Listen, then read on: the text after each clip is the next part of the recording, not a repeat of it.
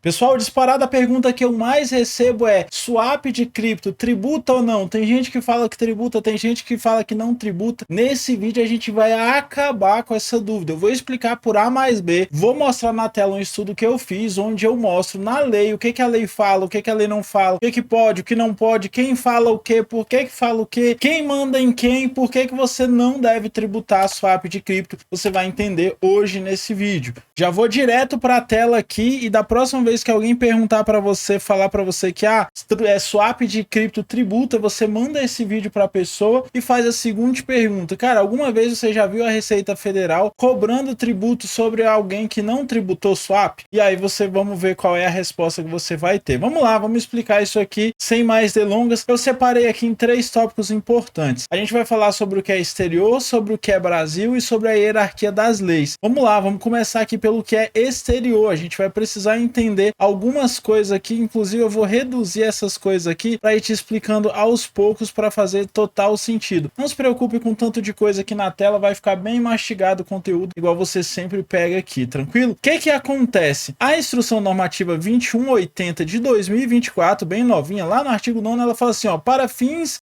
dessa instrução considera-se, e aí ela fala sobre duas coisas aqui: aplicações financeiras no exterior, que de forma geral eu explico aqui, ó, que a Receita generalizou quando ela fala quaisquer operações financeiras fora do país, o que deu margem para a Receita enquadrar tudo ali. Beleza, Michel, o que isso tem a ver com swap? Calma. E ela fala também sobre rendimentos. A própria Receita Federal, ela fala que os rendimentos são remunerações produzidas pelas aplicações, incluídos de forma exemplificativa. Ela exemplifica um monte de coisa, ganhos inclusive ganhos na venda de ações da não controlada no exterior. Beleza. O que eu anotei aqui? No ponto 2, quando ela fala que a remuneração produzida pela aplicação financeira no exterior, confirma o que já era entendido, que o fato gerador, que é o rendimento, acontece quando a remuneração de qualquer natureza, ou seja, o simples fato do ativo valer mais, não caracteriza uma remuneração. De forma muito simples e direta, eu vou exemplificar de uma forma que vai ficar claríssimo para você. Sua avó comprou um terreno em 1980. Esse terreno ela comprou por 10 mil reais. Hoje, os seus tios estão falando assim: nossa, quando vier a herança, esse terreno vale 500 mil reais. Os seus tios têm que pagar imposto sobre isso? Não. Por quê? Porque os 500 mil reais é mera expectativa de venda. Você comprou um carro, você comprou o carro ali antes do ano de 2020, antes do lockdown, e o seu carro custou 40 mil reais. Hoje o seu carro vale 60 mil reais. Você vai pagar imposto pelo seu carro? Não. Por que você não vai pagar imposto pelo seu carro? Porque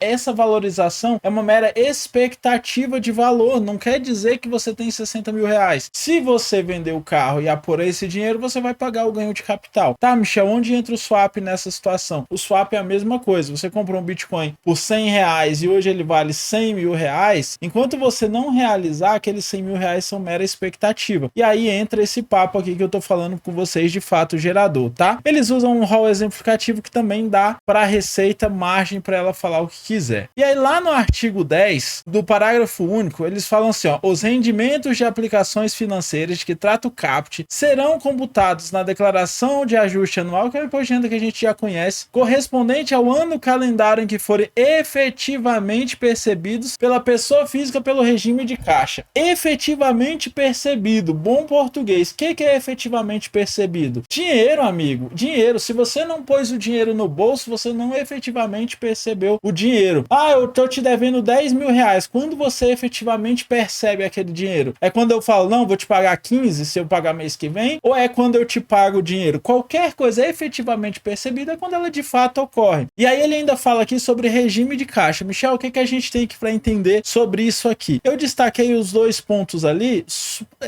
de entendimentos mesmo. O efetivamente percebido eu já falei para você, mas eu vou mostrar na lei o que eles falam. E o regime de caixa. Regime de caixa é o regime contábil do qual as despesas e receitas são contabilizadas apenas quando entram ou saem do caixa, e não no momento em que são realizadas as compras, vendas ou prestação de serviço. Volta aqui na tela, deixa eu te explicar. Michel, o regime de caixa existe para pessoa física? Não. Mas todas as vezes que a lei não é clara e usa um termo de outra lei, a gente pode usar aquela outra lei para explicar essa aqui. É normal isso. E aí eu tô usando isso para te explicar o regime de caixa perante a lei também. Regime de caixa funciona o seguinte: eu peguei esse celular aqui e vendi ele para você. Eu vendi esse celular para você por 10 mil reais. Eu vendi ele em maio, mas você só me pagou em junho. Então eu só efetivamente efetivamente vou registrar essa entrada de dinheiro aqui em junho. Isso é regime de caixa. Se fosse regime de competência, e a Receita não falou regime de competência, ela falou regime de caixa, eu teria que pagar um imposto no mês que efetivamente aconteceu, que seria maio. Mas como é regime de caixa, eu vou pagar um imposto em junho. E quando é que acontece o caixa numa alienação, num swap de criptoativo? É quando você troca um criptoativo por outro? Não, é quando você vende o criptoativo. Já eu vou te explicar também que isso aqui não é sonegação e a Receita não perde um centavo com isso. Vou te explicar isso já, mas vamos entender o todo. O efetivamente percebido, ele é explicado também lá no artigo 33. Para fim do disposto, os lucros serão considerados efetivamente disponibilizados para a pessoa quando? No pagamento, no crédito, na entrega, no emprego ou na remessa de lucros que ocorrer primeiro, ou em qualquer operação de crédito, tá? Em resumo, ele tá falando aqui que isso aqui é importante você saber para você também não vacilar. Não é só quando você vende, é quando você utiliza. Peguei cripto e paguei uma cerveja, você tá usando cripto como dinheiro e ela está sendo efetivamente percebido por você. Você percebeu ele em cerveja. E se você pega a cripto e compra um carro, está sendo efetivamente percebido no formato de um carro. Não é só transformar para reais. Você pegou a sua cripto e doou elas, você fez uma doação e você efetivamente percebeu aquele valor em cripto, porque a outra pessoa lá vai receber uma doação com fins financeiros. Enfim, efetivamente percebido é isso. Só que na própria lei diz que se eu faço essas trocas, igual eu exemplifiquei aqui, a cerveja ou o carro, por exemplo, entre os mesmos ativos, eu não pago imposto. Mas já eu vou te explicar isso também. Vamos voltar aqui para a tela, porque a gente tem mais coisa para falar. Desse lado de cima aqui das aplicações financeiras, deixa eu ver o que eu separei para você. Ah, tá, só quaisquer aplicações ali. Agora, vamos pro que, e aí eu já te expliquei aqui por que a gente não vai pagar em swap, porque a gente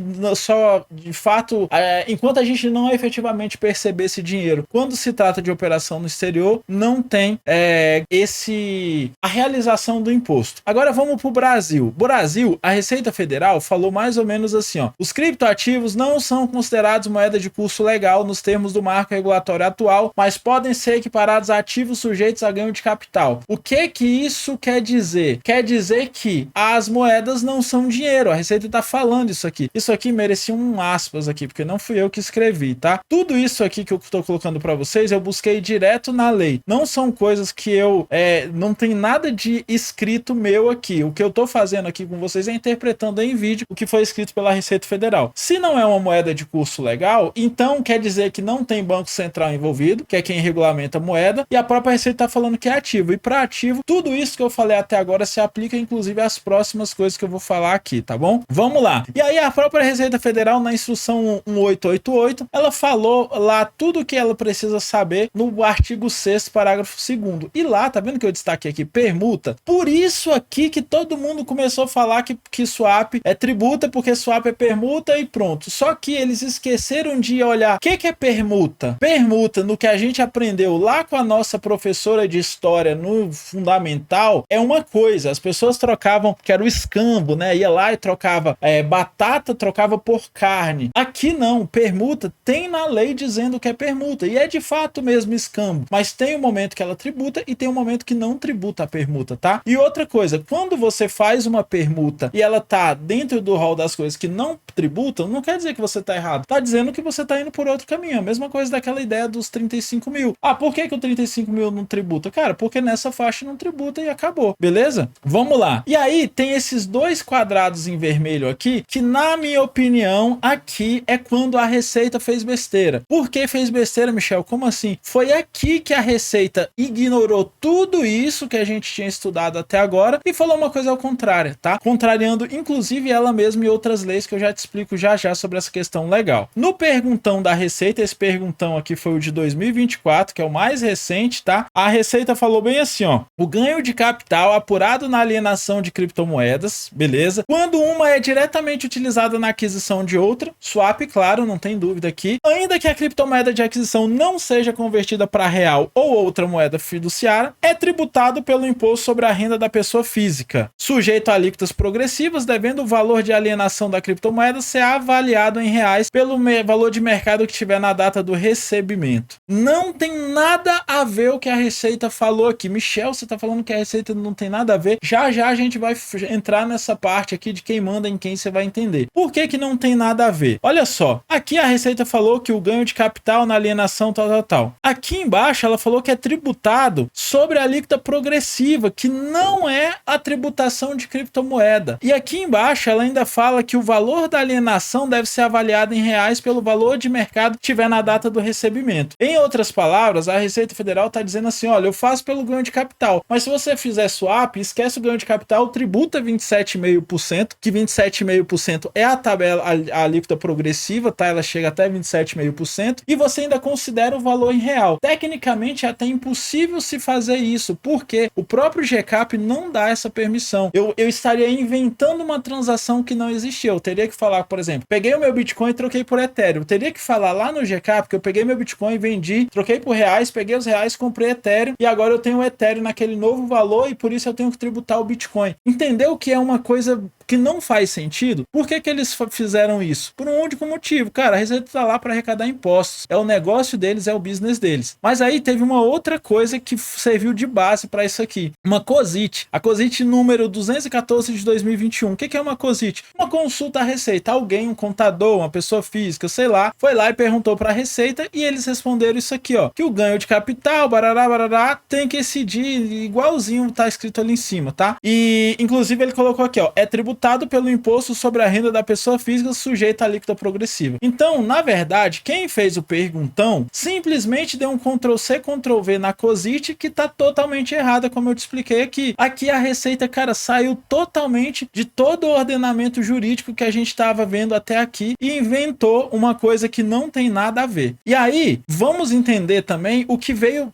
o porquê que não tem nada a ver o que eu tô te falando. Onde é que a Receita viajou aqui? Existe uma lei, a lei 8.981, no artigo 21, que ela fala sobre o ganho de capital. E ela fala aqui, ó, o ganho de capital percebido por pessoa física em decorrência da alienação de bens, direitos de qualquer natureza sujeitos à incidência do imposto de renda. Perfeito, perfeito. Tá falando aqui que o ganho de capital, que uma pessoa como nós receber, ela incide imposto de renda. Beleza. E aí, veio um decreto posterior, que é o decreto 9580, explicar o que é ganho de capital. Então, esse ganho de capital, eu marco ali o negrito. Por quê? Porque, cara, não adianta a gente ler aqui e falar o que é. A mesma coisa da permuta lá atrás. Beleza, mas o que é permuta? O que é ganho de capital? Vamos ver, tem uma lei falando sobre isso. Na lei que fala sobre ganho de capital, lá no artigo 136, parágrafo 5º, ele fala assim, ó, nas operações de permuta, com ou sem pagamento de torna, considera-se o custo de aquisição, o valor do bem dado em permuta acrescido, se for o caso. Ou seja, se não existir, não acaba aqui, tá? Se for o caso da torna paga. Em outras palavras, o que ela tá falando aqui, ó?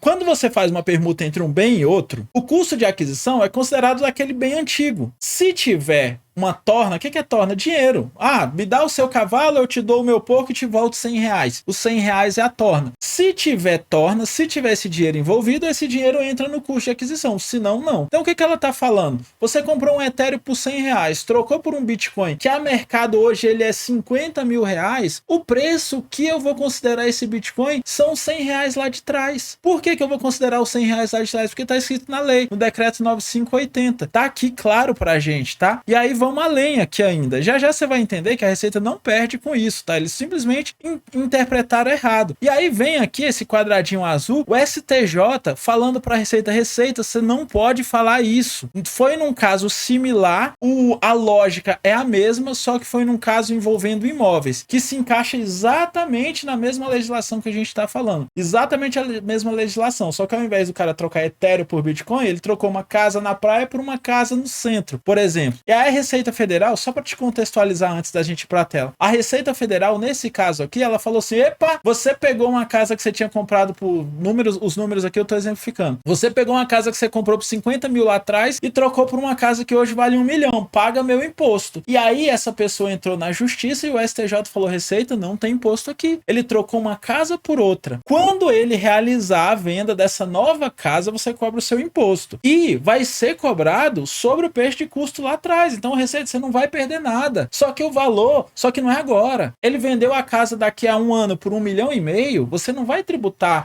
o do 1 milhão de valor de mercado por 1,5 milhão. Não, você vai tributar 1,5 milhão pelos 50 mil que ele comprou lá atrás. Então você não tá perdendo. Só que não é agora que você tributa, porque nesse momento, você tributar agora, você tá dilapidando os bens dessa pessoa que não tem nada a ver, não faz sentido ela pagar esse imposto agora, sendo que ela não teve dinheiro nenhum. Ela vai ter que tirar dinheiro de outro lugar para te pagar um imposto que não existe, de um bem que ela não recebeu o dinheiro. Foi mais ou menos isso que o STF falou aqui na RESP 1733560, que ele falou aqui, ó: a operação de permuta envolvendo unidades imobiliárias não implica o oferimento de receita / faturamento, nem de renda e tampouco de lucro, mas sim mera substituição de ativos, razão pela qual não enseja a cobrança das tributações. Essas tributações aqui são as que fariam sentido lá para o caso em específico, porque era uma pessoa jurídica. Enfim, o STJ foi na nossa linha. Michel, e aí? Como é que tá isso tudo aqui hoje? Tudo isso que você me falou, como é que tá hoje? Basicamente, tem uma coisa que é o seguinte, vou te mostrar aqui agora, ó. Existe uma hierarquia de leis. Essa hierarquia de leis, essa pirâmide que eu tô te mostrando aqui,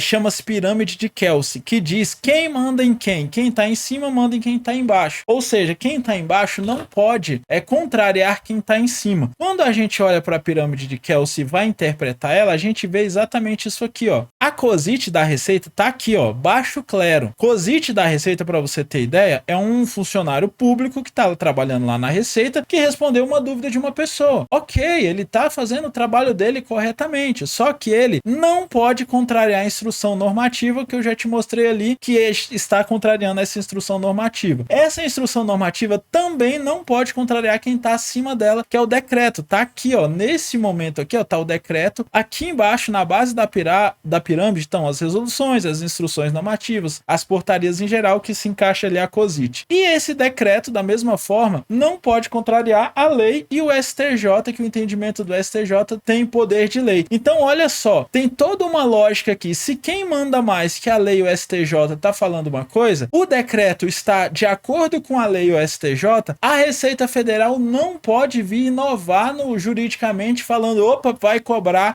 swap sim. Não tem lógica, não tem embasamento legal, tudo que tem é a Receita Federal querendo engordar o porquinho dela lá. Única coisa que tem sobre tributação de swap. Agora, Michel, mas e aí eu que tô naquela pirâmide ali, tô abaixo da pirâmide, onde é que eu entro aí? Primeiro, esse caminho do STJ, em casos extremos, é um caminho pra gente. STJ, você já entendeu isso desse jeito. Olha o que a Receita tá fazendo comigo, a mesma coisa. É um extremo, mas pode ser, dependendo do seu capital, faz sentido. Mas na prática, eu nunca vi a Receita Federal cobrar o swap de alguém. Por quê? Tecnicamente é impossível, por o que eu te expliquei aqui. Não tem como você dizer que aquele swap e tal. E aí vem a cereja do bolo para você que tá até o final desse vídeo. A Receita Federal não tá perdendo. Ela não pode nem falar que você tá sonegando imposto. Porque quando eu não atualizo esse valor e pago o imposto a cada swap, eu mantenho o valor da primeira transação como valor de custo. E o valor de custo, ele é base para o imposto. Então, se eu comprei um Bitcoin em 2013, paguei $8 nele, R$40 nele. Hoje eu já fiz milhares de trocas e hoje eu tenho sei lá qual moeda e essa moeda vale R$2 milhões,